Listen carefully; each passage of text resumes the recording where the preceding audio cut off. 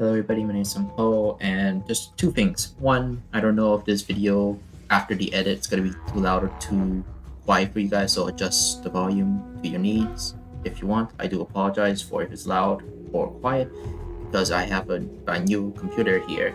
It has a very strong sound system, so I cannot tell, unfortunately. Second one I want to make out here is maybe it's because of my voice or maybe it may be a little wobbly. That's because this episode almost made me cry because it's really relatable in a way, and I didn't think how this hits home for me specifically. Yeah, I don't think most of you would actually care and just here for like the video, but hopefully you listen to this like minute or so. But let's get into the video. And we start off with a flashback. This was a little emotional in terms of like what we know from the future. Basically, the mother is still healthy here, and this is Adrian when he was pretty little. At around this time, Emil, I think that's her name.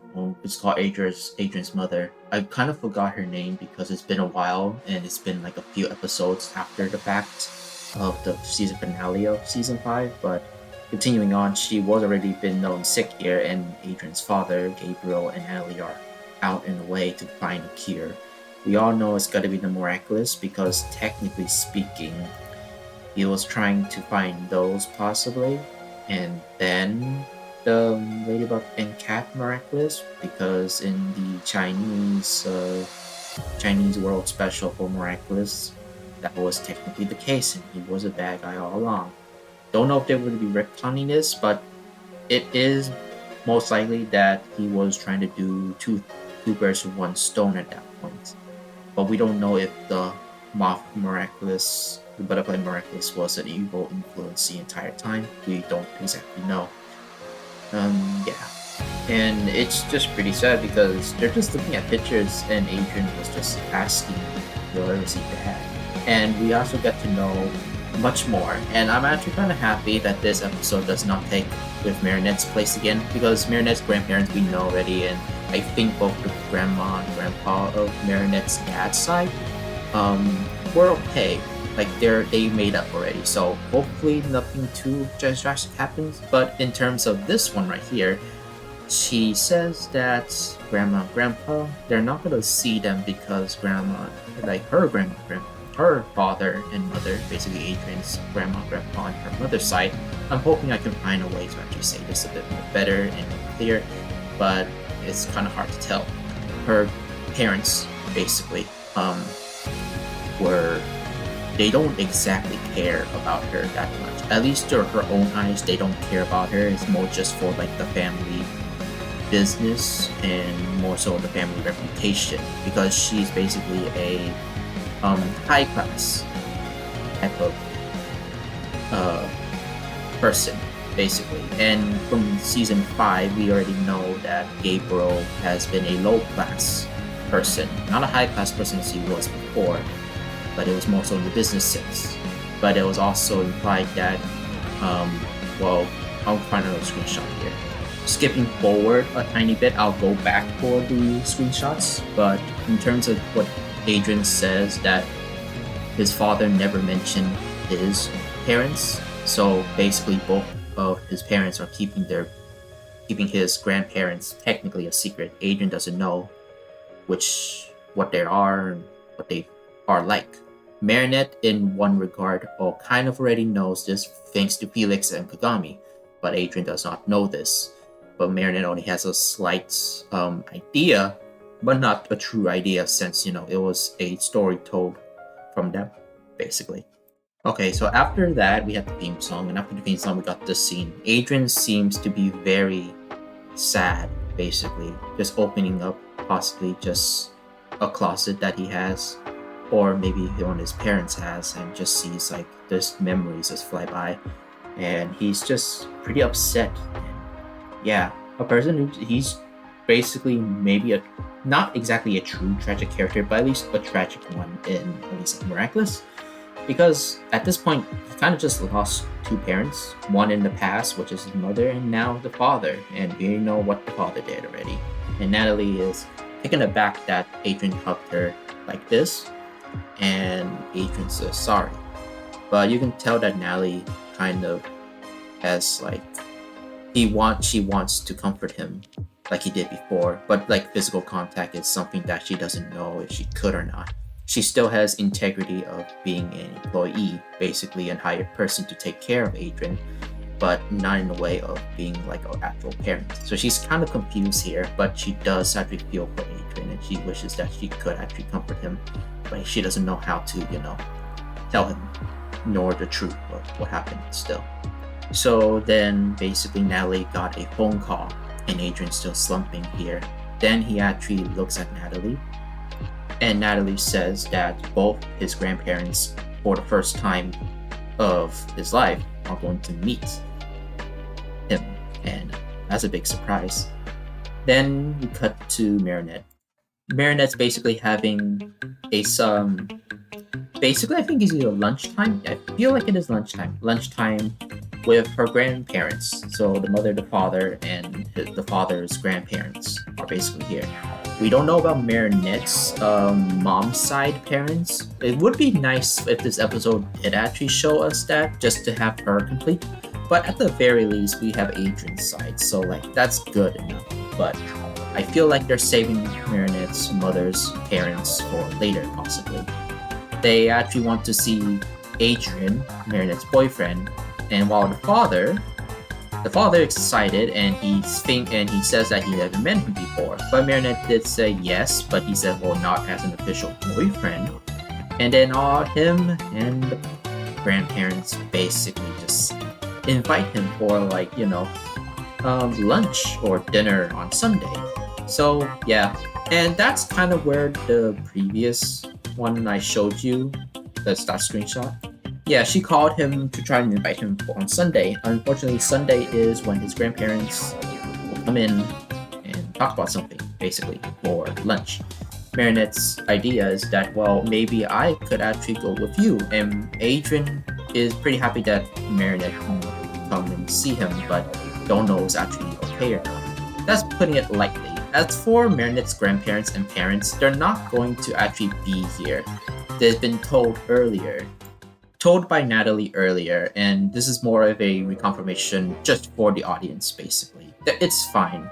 It could just be at any time or timeline placement here, but Natalie did say that this is family only, and nobody except the catering staff could actually get in because catering and stuff. Of course, Marinette dresses up as a waitress again. To be honest, this design looks good. I still like it. It's cute. The thing is that they don't actually change it that much. It's just they just refurbished the model previously. They kept the design and everything. You can only tell that the face and the proportions are just a tiny bit different. And Marinette might have done catering before, but nothing for like high class in terms of like that.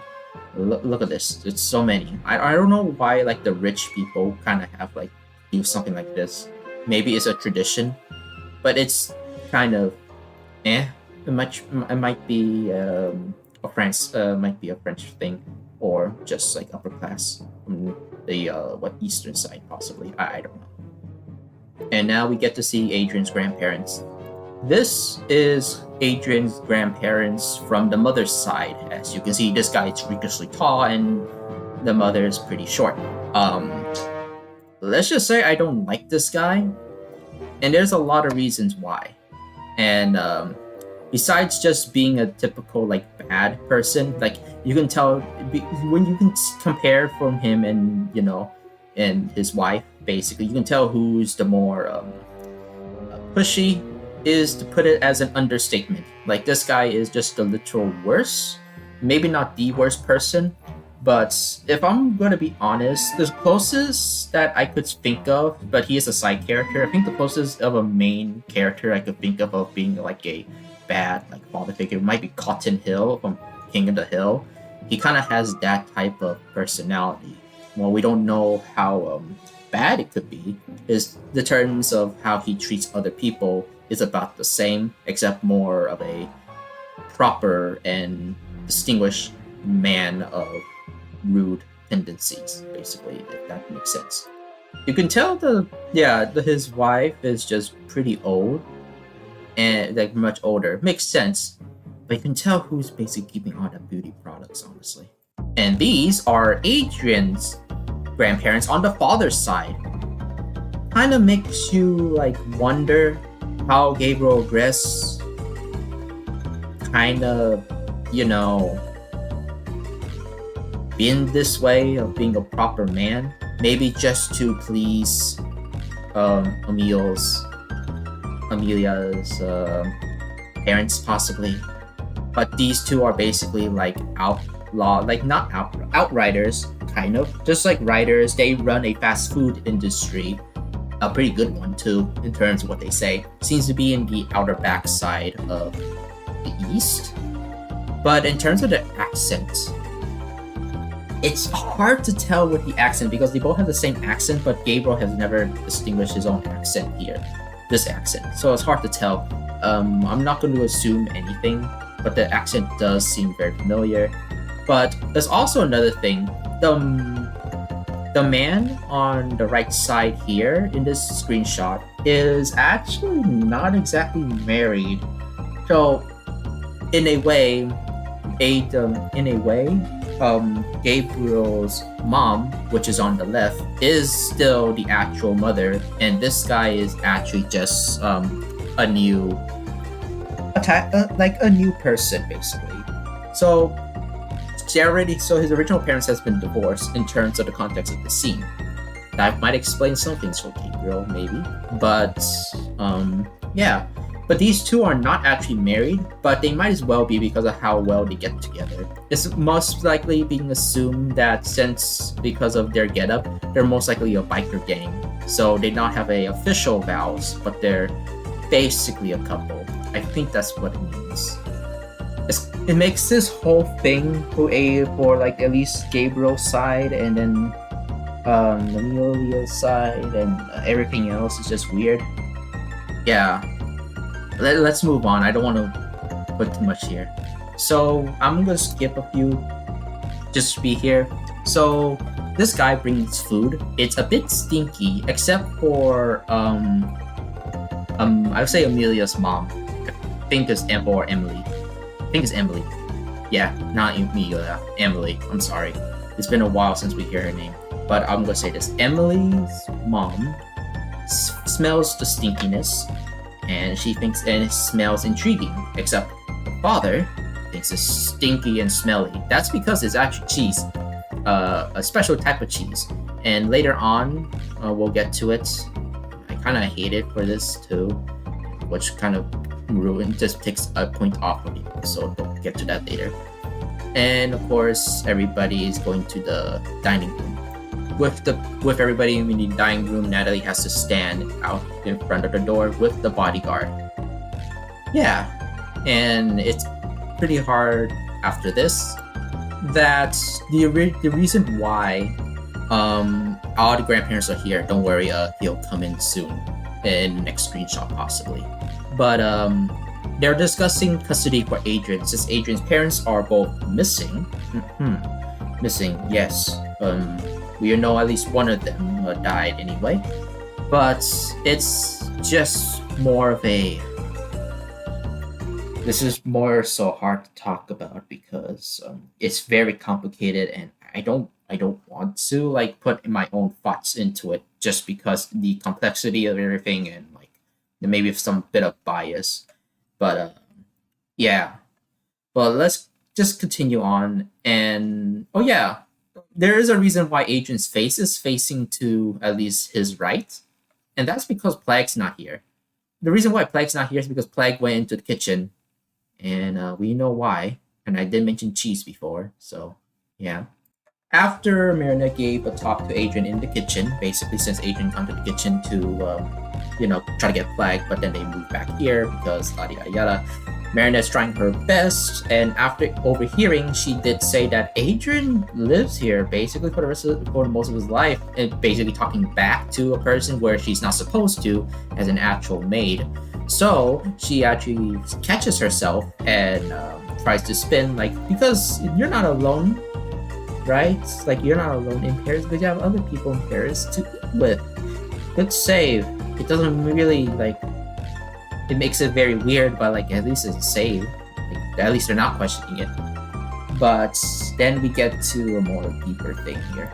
So for one thing, we actually know the dynamic for at least these two, and the majority of the focus of the episode is on Emily's parents, not Gabriel's parents, because Gabriel's parents throughout the whole episode are actually the most, well, at least his mother. The father, we don't know if Gabriel actually meant his new father, or this is his father, or anything else has not met him before, so this must be new. We don't know for sure because Gabriel had never talked to his parents after he got engaged with Emily. Most likely because his parents, Emily's parents, are douchebags. Or at least the father, because we notice that the mother is Emily's mother is just really, really nice. And she's trying to do all these things. And this one, she actually wants to try this new food. The food has been very super burnt on the outside, but the inside is the actual food because the outside is actually just a bag. Yeah, I don't know why they have to cook the bag, but it's one thing. But I think you're supposed to steam it. I guess the steam turns to fire somehow and then burns everything. But she does actually, but I don't have a screenshot of that because that's actually off screen. But she did want to employ that he should try it, and he says no because peasant food is disgusting and stuff like that. But the thing is that after saying something similar to that, he just berates her like, why? It's like it comes to the point of like know your place and just don't talk back. But the way he says it makes it so like he's just so angry, and it just seems like he just wants to keep fighting and is always shouting. And that is actually true. For the most part, he has the biggest voice in the entire room for the most part. And when I mean biggest is like the loudest voice. And he just shouts at his wife a lot. Yeah. Going back to basically Marinette, okay, because I don't want to talk about that just for a bit. I'll talk about it later. But Marinette actually brings Adrian out and talks to Natalie and about everything here. And saying that Adrian shouldn't just go with one of his grandparents, he should just stay here. It might be more for selfish reasons, but she does bring up a good point. Natalie is basically the mother figure for Adrian for most of his life at this point because of everything that happened of the other seasons, and of course the flashback we saw. A few of them from the other seasons as well. But she says no, she is just an employee. She doesn't have any right because they're not blood related. That does make sense in a way, of course. And it gets complicated for that, but of course we have to go back to the grandparents. Now she's just enjoying this cheese, and he is just still berating her to stop eating. If you want to poison yourself, just go ahead and poison yourself because I'm not going to fill myself with poison. Making just that he just does not care about this. I think like oh god. So like if the more I think the more I seen this, and it's just I'm not going to go for a more personal thing. I don't know. I might talk. I don't know. I feel uncomfortable with this. Okay, this seems too real for me specifically, and I maybe for some of you too, for how your parents just kind of treat each other, honestly. And yeah, but considering this, just these two parents, if you were going to tell me about these two parents and how they act towards each other, I would have told you that this might be Gabriel's parents. This is Emily's parents, which for Emily and her sister, don't know about her sister specifically, but both of them seem to be pretty nice. These two just seem pretty mean. It's similar to Gabriel. And if you told me this were Emily's like, this is impossible, I would have believed that maybe the bikers were actually her parents. But of course, season 5 explained to us, and this somehow just unfortunately makes sense. Now, for a more personal note, I think you can tell why I feel like this is a bit more personal to me and possibly for you too. It could be also the other way around, but for now, it's just this. And Marinette's just like me, giving the most disapproval face, and nobody can do anything about it because, um, well, nobody can. This is more of a private matter in terms of just the story inverse. This is basically a private matter here. Now, Emily's father told Adrian to give him the double ring because reasons? I guess there is no specific reason, but this also implies that the father actually told um, Emily's sister, Felix's mother, to get the ring and give it back to him, and that's how everything was done. And I feel like that is actually the case, but now since we're here at this point where um, Adrian's aunt did failed, and now he's here to get the ring. Why? We don't know. But oh yeah, also a contract. We had a contract to just have these two, basically Gabriel's parents, to sign the form so they can get Adrian. And no, not Gabriel's parents, Emily's parents to get Adrian. And knowing how the father is, Jesus Christ, this is gonna be like, wow, he's fucking just so. Yeah, it's just kind of bad. And after a while, it's just that after Gabriel's father, at least new father, I'll say this. I'll just call him Gabriel's father because it makes it easier on me anyway. He actually hears all this and knows what the situation is. All he wants is the ring, and he just doesn't really want Adrian except for Adrian because he wants everything. He's basically arguing for this and why basically. He's also very aggressive when basically it's Adrian's choice basically. But then they diverge into more past matters as in the the the engagement that Gabriel and Emily had, and the fathers are just arguing, and this is very, oh boy. But the arguing did stop until the father, Emily's father, realized that the ring is missing, and Marinette is also kind of flabbergasted that the ring is also missing because, well, Adrian left it on the table and then just disappeared. Why it disappeared? I'm glad you asked. So this whole time, Plague was just being an annoying bitch. And he makes the situation worse because he's Plague. He's hungry for cheese, he's eating the cheese, and he accidentally ate the ring. Agents try to find him very hard to actually catch him. Don't know why Plague's just like this, but it's been told later, and I'll say this now. He did tell Adrian that the cheese is actually much more better than he ever tasted before. There's a special type of cheese that he has never tasted, and he likes it. Makes him a bit go crazy. And it's up to a point where this chaoticness is almost to the exact same as Tiki's, but not in quite that level. The reason why is because Plague has more self-control, and he already has a lot of cheese before. Unlike for Marinette, who basically didn't really give Tiki all that many sweets, Adrian did give him a lot of cheese, so Plague is a bit more in control. Unfortunately, he is being a little chaotic when in terms of just eating this type of cheese. That is basically my headcanon though. Yeah, but he did explain that it's just because he wants to eat all the cheese. Unfortunately, he eats them randomly and doesn't know what's food and what's not. Just anything that's small and round.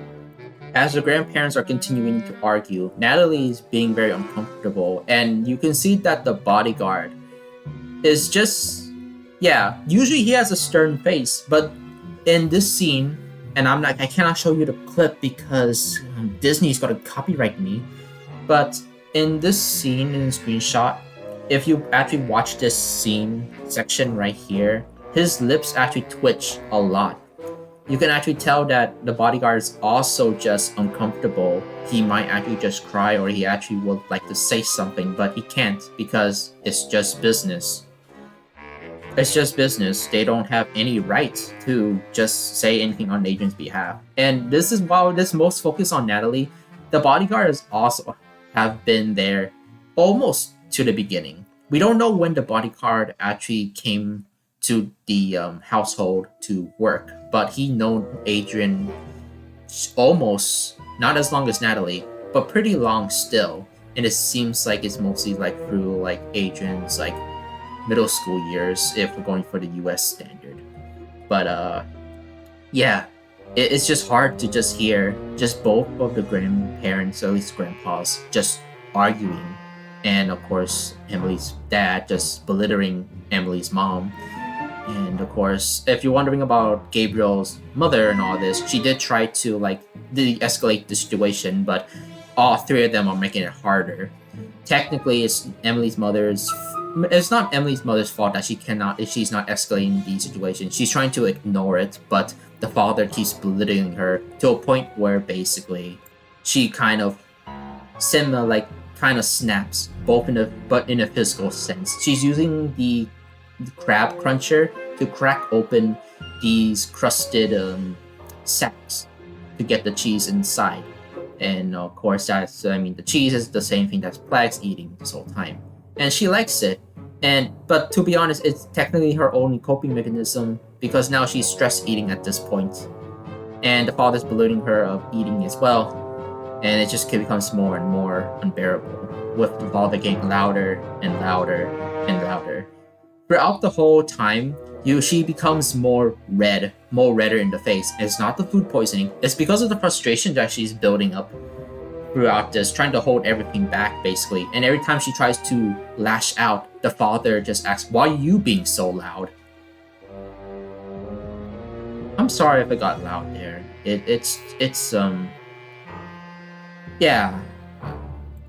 But then both grandpas are actually arguing right now. And it's more so of like not just Adrian, but also just again Adrian's parents specifically, and it just goes to a downhill spiral, and then it becomes more of like upper class versus lower class basically, and it's a discussion that both nobody wants to talk about, of course, but it's getting escalated a little too high, and it almost becomes to a certain fight basically, almost.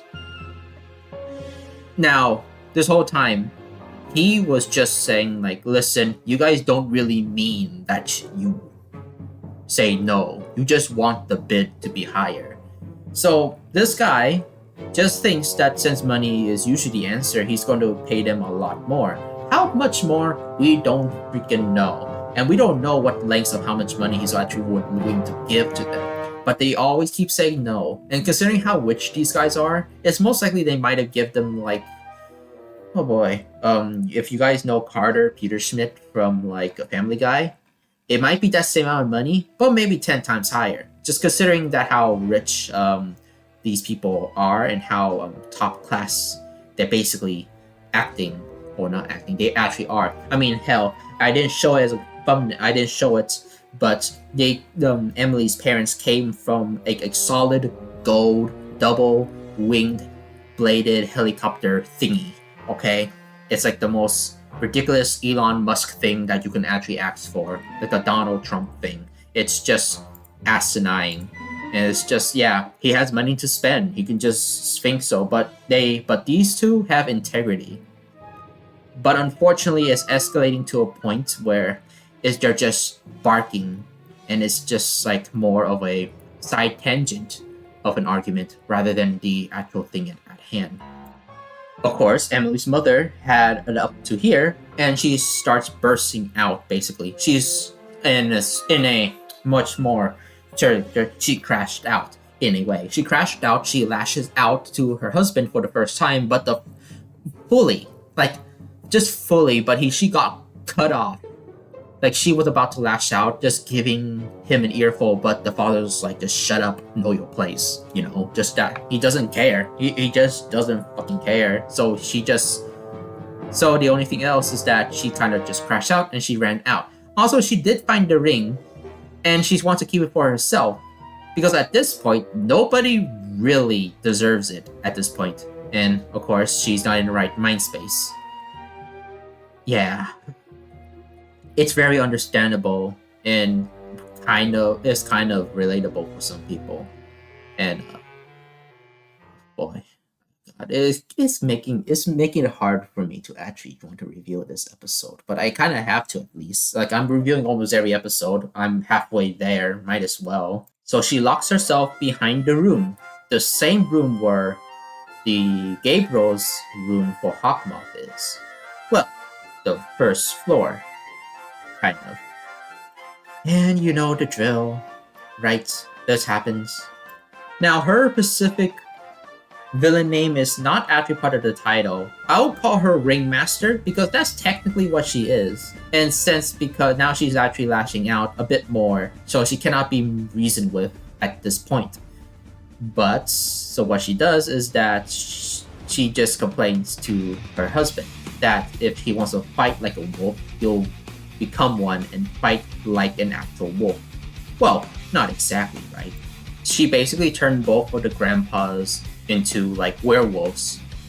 But they did not even decide this. They did not have decided this. They just kind of were shocked, and now they're just shocked that they just transformed into fairies.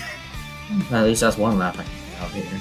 But yeah, they're just surprised, and then later, Ringmaster basically puts Adrian inside this giant trophy. Now, after that, she did teleport herself and the two grandpas and gonna slam this trophy up into the stratosphere, basically.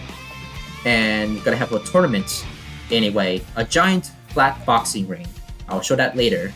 But I like it how the only person really helping here is literally the bodyguard. Shoutouts to the MVP of the series. But yeah, it makes sense. I kind of wish that maybe more people help. But he doesn't actually hold on for long because it's actually going up a bit too fast for him to actually get his bearings. Oh yeah, this is actually like for real. This is actually the first time in the entire season that we actually see Ladybug's transformation, and it is actually a different sequence. Again, I want to show you the clip, but Disney would actually copyright me. I don't know why it didn't happen for the other episodes, so I don't know. I actually don't know. But it looks good, at the very least. It's a bit interesting, but it's also a little slow, to my understanding. But it's still pretty good. I cannot tell if this is actually her new Guardian outfit, or is this a new outfit that she actually chose herself for. I don't know. Here's the tournament stage. Oh yeah, these stairs are meaningless. They don't serve any purpose at all, because nobody uses the stairs. They just get teleported up there. I don't know why. It's good in terms of like the core. It doesn't have any purpose. I mean, you could just have a big pillar. It'll make it a lookout. I don't know. But now she basically, starts the fights. But of course, both the grandpas, for the first time, and because reason finally hit them for just a time. Well, I'll mention that. I'll talk about that one later, I guess. But yeah, they start fighting, but not in their consent. She's actually forcing them to fight at this point. And and the funny thing is they both start apologizing that they never actually want to fight. And I'm sorry, but I cannot control myself, which is true. They know this. And then she gave them weapons. And if the weapons hit the floor, then the floor drops down. Hopefully somebody down there is not dead. Because we're in the stratosphere. Just remember that. I just have to screenshot because this guy, this is Gabriel's father. I'm just saying that. He works in a fast food restaurant. In a fast food restaurant industry, makes fries, French fries. These look like McDonald's French fries. If I'm really gonna be honest, just look at that. It might just be very generic, but if you had just put a little M in there, it's just McDonald's. I think that's kind of cute.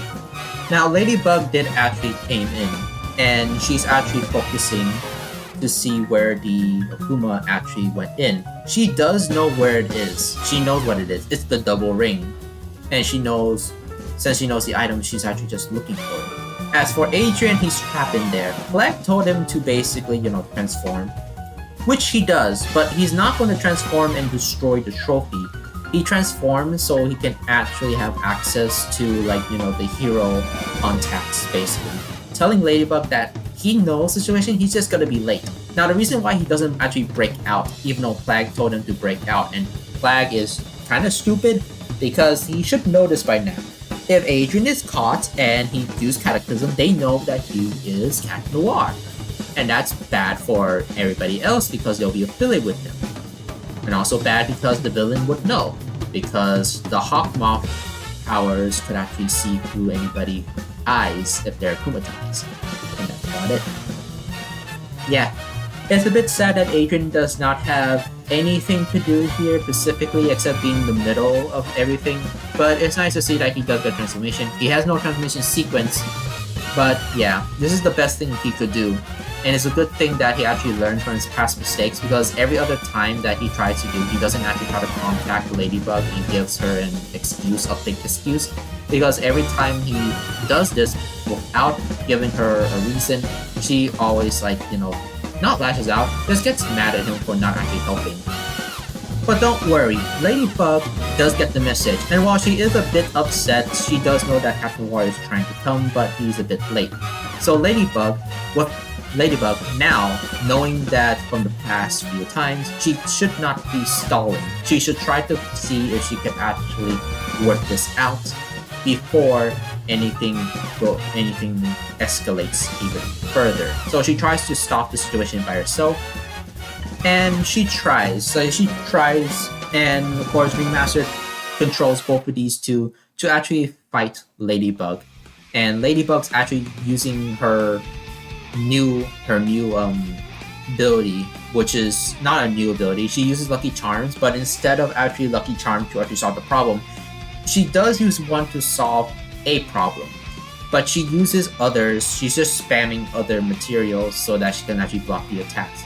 Something that she can actually do, thanks to Season 5, since she's more mature as a hero, that she has access to have infinite use of her powers. Unfortunately, every hit does actually break her item, so she actually makes more and more, until she gets a scarf. After an epic parkour super dive type thief, she uses a scarf and gets the hold of course, Ringmaster. Then she takes the ring, and then she throws her into the Werepapas, and then ties them up with the scarf. Now, actually, let me see if I have a screenshot of her with the scarf on. This is not going to be part of the actual review, but I just want to show you guys. This is one. I actually really do like how the scarf fits here. It looks a little too natural for her. Here's just another one. I don't know what's about the scarf. I actually really do think that just fits her naturally. Going back, she does get the double ring, but since Cat Noir is not here yet, she did actually de-escalate the situation just enough, and they're not going to be moving for a while since they're all tied up. Unfortunately, the reason why she's hesitating here is since the double ring is basically Adrian's ring, she does not want to break it even though she knows the Akuma's there. Now, the thing is, originally, she does break things a few times before, but it's mostly always because Captain Noir has been there. Just like, Cataclysm the item, and then she can break it, or just the other way around, that Captain Noir just breaks it. She has to break it for the first time, and just seeing that Adrian's still stuck up there. If this doesn't work, she would just break the ring and it would not reform, because it's not exactly her own power, basically. And she didn't really break it. She held it on for a bit more than just a few seconds, so she doesn't know if it works. Fortunately, it does work. Don't worry, these guys have not made up yet, I guess. But, everything's back to normal. Of course, Adrian was worried for Marinette, and, they just have this hug. She basically came from the window, but she tried herself, just pretending that she was hiding. That all this whole thing happened. Secret identities have to be kept secret, After Adrian got his ring back, Marinette actually brings Natalie in, basically saying out loud and being more confident now, since at this point Marinette has to say something because Adrian is her boyfriend. And yes, she did say that she is Adrian's girlfriend, but Natalie, for most part, Natalie is basically, at this point, Adrian's mother figure. Basically more than a mother, then more of a parent figure, if we're going to be really honest, than Adrian's actual parents. Because Emily was dead, and Gabriel now dead. But also, Gabriel was busy for most of his life, so like, yeah, that's about it. But just saying all that, Natalie is still having second thoughts. Just saying that, it's still just like a business thing. She's just an employee, not blood related. Not even like the family consider her as a family. And even she doesn't consider herself as a family, right? She's just an employee, just there. Has always been the caretaker, but just as that, just a caretaker. But deep down, like from her own bottom, her own heart, she really just wants to be there for Adrian as a parent, because she knows him forever, since she was super young. He was super young. I don't know why she was super young, but we don't know how old they are. No, but not just to say anything. There's a slip of my own tongue, I guess. Maybe it's a little almost stuttered, but I saved myself from stuttering, but just said something wrong. But other than that, yeah. Luckily, Gabriel's parents do agree that Natalie at this point knows Adrian for much more longer than even the grandparents. Makes sense. So they do believe that she should be the one to take care of Adrian, have custody over him. And it is Adrian's choice if he wants to be with them or not. And of course, Emily's parents, more so the mother and a little bit of the father, do agree at the same thing. And since Adrian, for the first time again, speaking for his own mind, or at least in this episode, he actually wants to stay, not just with Marinette, but also Natalie. And Paris has basically been his home for the entire time. So just leaving Paris would just be something new to him. Living with people that he has nothing about, no knowledge about. So after that, Natalie does agree. She will take custody over Adrian, and now they can just live in Paris, just like they usually are. Now Natalie's basically just officially a mother to Adrian. Now, why is she now a mother? Well, here's the thing. There's another contract. So now basically both grandparents for both sides for Adrian. I don't know why that was very hard for me to say. But they agree that Natalie should be the one taking custody, and they're going to have a form filled out for her. It's basically an adoption paper. Natalie's going to adopt Adrian, and they can just live basically just like they have been all the time. But now Adrian finally has a mother figure in his life. And look at the man, and I just want to say this before I move on. Just look at the bodyguard here. He's just so happy, heart filled with fuzzy feelings. True MVP. It took him like a little while, but he has so much character development, and I just like how just nice he is and how much he actually cares about his little family unit. I do believe that at least in his own heart, he feels like he is part of the family, but still in a way, it is still just business. And he does know that he's not able to take care of Adrian just like anyone would, but he's there to protect him. And I think that is just enough. I don't know if he actually considered himself part of the family. I want a whole episode for the bodyguard and how he feels about this family unit. I actually want one. I need one. Please, Disney, do something about it. And then the grandparents talk just a tiny bit. And they did say that they both can actually visit each other from time to time just to get to know each other more and hopefully understand each other. Of course, the father is just a bit more hesitant about this. But the wife actually finally snapped back to his own surprise way. She actually says it not in a loud voice like he does, but with a stern and more confident voice than he would have thought she could have. Also spilling the secret that he loves French fries. And this is the same, and of course, Gabriel's parents are actually surprised that he likes French fries because they thought they hate their business, which is all about French fries. He tries to, play it off, just saying he kinda likes them. Now, this is some character reformality that I would like to see. If he comes back, I'm hoping that he actually has a better understanding and being not so much of a bastard, hopefully. But I do hope that, at least Emily's parents would get some not counseling, but at least some sort of change of heart, at least for this guy in particular. Still hate him, but at the very least, at least they're getting a little bit more along, and at least the mother actually has much more self-confidence to stand up for herself with more, sternness than she had before. And here we go, everybody enjoying the French fries. A lot of French fries, and I really want some French fries. But look at this. They're all enjoying their time. These three, the two grandmas, and then look at the two grandpas there, having the time of their life, and he's giving him more French fries, and you can see him devouring those French fries. It looks like they're actually having a very good time indeed. I guess it maybe is faster than I thought. At least in Miraculous world, some things can be fast. And look at this, the butler having this little selfie with the French fries. I like him so much. Let's go. Oh yeah. So the scene, so like the before credit, the pre-credit scene here. Oh boy. So this one is almost very sad because we don't know the story. And I was right, the butler was there from the moment he was there. Maybe not when he was like elementary, but more like middle schooler, right? But yeah, he opens the door and both Gabriel and Natalie came in through the door.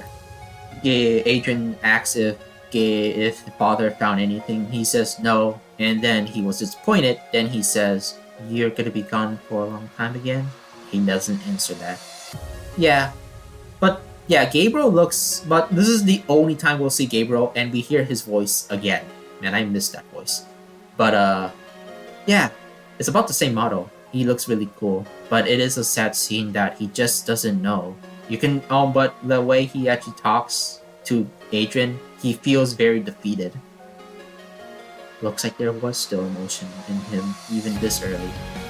In the past, Natalie basically affirms to Adrian, tries to at the very least, that once his father found a care for the mother, they'll be staying home together forever. That hurts so much just to hear because we know what happened.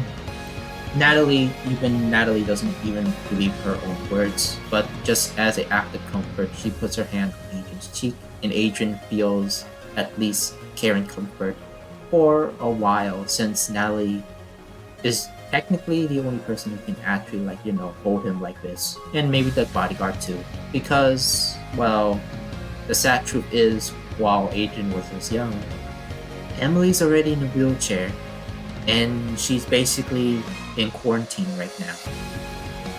Yeah, that's why Adrian basically feels like he never seen his mother all that much either. She was gone to some faraway place. Just like she said in the very early of the first flashback we had in this episode, a little later, but far away means dead in this case. But Emily is happy to see that Adrian at least has another mother figure around us. Yeah. And that's about it for the episode. I know this has been a pretty long review, and I didn't really mean this to be pretty long, but let's start with just the normal stuff in this episode. So this episode, in a way, is pretty average, but we do get more Adrian lore. That's pretty good. And I'm very surprised how Emily's parents are basically the worst parents. At least the father is the worst parent to ever basically live. And well, at least in this, this verse, I guess. But Gabriel's parents were actually just really sweet folk. I wonder why Gabriel, and I'm now wondering why Gabriel has never mentioned them before. Maybe they're just so different, or maybe it's a promise that he kept for Emily's parents, not to contact with them anymore. But yeah, for one other thing, Marinette, I'm actually pretty good that we're not going back to Marinette's family. Although I would like to see all of them interact. And I was actually expecting it to be a thing, but no, that's not a thing. And while I'm happy for that, well, part of me does want to see what would it be like if Marinette's grandparents actually meant these two grandparents, because they're just grandparents, right, talking, and it kind of makes sense. But we did get our own excuse to why Marinette's family is not actually here, and that does make actually a good amount of sense in terms of classmanship. In a way, I think that's what the word is. But anything else? Well, Natalie does have a change of points here, and I think that's good for Natalie's character. But of course, we don't have much of Natalie in a way. It's just more stuff just kind of given to her. I'm actually fine with that because Natalie, while one of the main characters, she's not like the main character, more like secondary main character, just like Marinette's friends in a way. But maybe a third tier character, as she doesn't actually have any profound moments besides like episodes in like in season 3 and season 5 basically. But just knowing how she felt, knowing through like the context from season 3 and onward, we do know that she grew more of an attachment to Adrian. But why was she acting more like just a regular employee instead of an actual like normal person like in seasons 1 through 2 possibly? Now that's because it's most likely given to the fact that Gabriel told her to just be like that. And it's most likely that maybe Emily's parents were actually still monitoring them. At least that's my headcanon. It could be entirely wrong. But now we get to the more important part, which is the more personal thing. I'm only going to be saying this a bit, but I've been saying this for a while, and I haven't really said this to anybody except for maybe a few people possibly. The reason why like this was more attached to me specifically, and again maybe for some of you too, it's just that Emily's parents remind me of my own parents. And that should be enough context for you why I felt like I don't want to review this episode. Because this felt very, very personal to me. Now, at least in terms of this episode, we do get a happy ending where technically Emily's father did reform himself. Maybe not redeem, of course. That's a bit too late already, but reformed himself a tiny bit of trying to be a better person. At the very least, hopefully next time we'll see him actually being a better person, if we ever do get it next time. But for now, I just don't like him. And it's basically because he kind of acts like my dad. And I don't like that one bit. It's unfortunate I cannot really say anything about it because, well, he's already been the head of the house. And even though technically more of a personal thing, he keeps saying this stuff like he's not. He actually is. He's just kind of more like lying to himself or just really just short-minded, narrow-sighted, that he just in this delusion that he's not, but in reality he is. Like a reverse illusion, self-illusion, I guess. I don't know much for like psychology terms or something like that. I don't know. I mean, I am a bio major, but I'm mostly into the physical science, not like the mental stuff. But yeah, as for the mother, like Emily's mother kind of reminds me of my own mother in a way, in terms of like the pressure and stress that she's been feeling a bit. While technically she did actually do about the same as Emily's mother did, my mom, but yeah, it's not going that well, especially in this type of route. In terms of like stuff from here, there was a quick thing in where like they actually know each other, but it's more so it could just be an Asian culture thing, and these guys are not Asian, at least to what I'm saying, you know. Yeah, different cultures is different cultures, and I feel like Asian culture is basically kind of this. In Asian culture, this is basically a normancy. This is very normal for us, which is a bit upsetting because for me, even though I'm just saying I am Asian, but I'm mixed, but I'm born in America. So, yeah, it's more so a thing that parents should be changing for the better in terms of like different parenting cultures and not actually being something like this. Sometimes it works for some cultures, but there's times where like a cultural tradition for parenting is not up to par. And this is basically one of the meanings for this.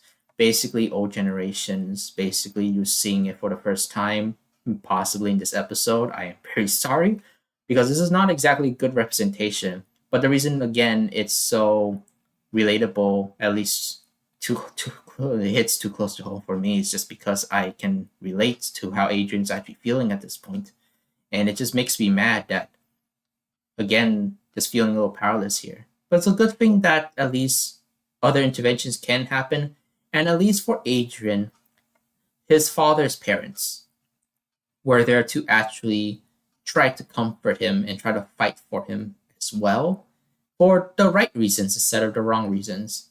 But the fighting and fighting, it's just still more fighting. And of course, the opposites of families do sometimes attract the wrong ways. And yeah, that's why it's all very, very personal for me. And I don't exactly like to talk about it one bit. That's enough that I want to share. And that's the only parts that I'm comfortable to share. And I don't want to share more because right now I'm almost tearing up for this. But yeah, currently, right now, I'm okay. I'm still okay. It's just that this was something that happened while technically still ongoing for me right currently right now at the time of my life here as a young adult, because as Asians we're kind of stuck with our own parents until like we can actually sustain ourselves, which is sometimes good or bad. While I still care about for my family because, well, I do care still. I still believe that at least my dad could change. I hope, but yeah. But that's about it. I want to again. That's all that I want to share because that's all I'm comfortable with. I don't want to pry anymore, so please don't like pry more for me at the very least. But yeah. Oh yeah. Ranking for the episode. I kind of forgot about that. Huh. I honestly think that this is a 7 out of 10 episode. While good for the lore stuff, the one thing I really do hate is not the parent thing. Because I think the parent thing here, at least the grandparent thing here, is super important for people to understand. And the lesson here, while not perfect, and the resolution is also not exactly too perfect, it is perfect for both Natalie and Adrian here. As for the resolution for the grandparents and they're arguing, and of course that bastard, maybe not so much, but it's fine for what it is. No, the reason why I have the main point of taking one, at least of 2 points off at the very least, or at least 1 point, besides like possibly the because besides like maybe Marinette's father being the same, not no character growth still. He's still a protective father, and but maybe a little too overbearing. That's 1 point. The point really is Plague. Plague should know better. Plague shouldn't be doing this. And I'm surprised Adrian still lets him do the same things as he does. I don't know. Plague just got on my nerves in this episode because he basically did escalate the whole thing further by eating the ring by accident. And also kind of just making Adrian much more uncomfortable than he's supposed to be. It's all kind of more in Plague's fault, but Plague just has barely any fault in here, but he's still fault nonetheless. It's almost an hour, and I do apologize, but I am going to try to cut some of this off, and I know there's some, but I don't think I'll cut off that much. Other than that, 7 out of 10 is a pretty above average episode. I would give it 8 out of 10 if only for because, Plague specifically. You would notice it will be 8 or 9 out of 10 instead. Why is it not like that closer to that? That's because I do think that at least the premise for this episode is ruined by one other thing. Why wasn't, Felix's mother here? Felix's mother has at least the same authority. She is again younger, closer to Adrian's mother, and of course, like all that stuff. So why was she not in the talk for this? That's what I want to know. And I would like to see Felix as well because Felix should have some say as well. And it's been a while since we don't seen Felix a good amount in this episode. I mean, this season we never seen Felix yet he's appearing in the theme song. So where is he? I don't know. I kind of hope we do see Felix. Kind of wish that Felix and his side of the family did actually have some talk, at least with Adrian's mother. But I mean Adrian's aunt. But yeah. Other than that, my name is Sampo. I'll see you guys next time, and hopefully the next episode doesn't hit too close to home. But this is not a bad episode. This is a really good episode. But if it does hit a little too close to home to you, I guess I should say I'm sorry. But just like with My Little Pony, sometimes shows have to hit somewhere hard to home.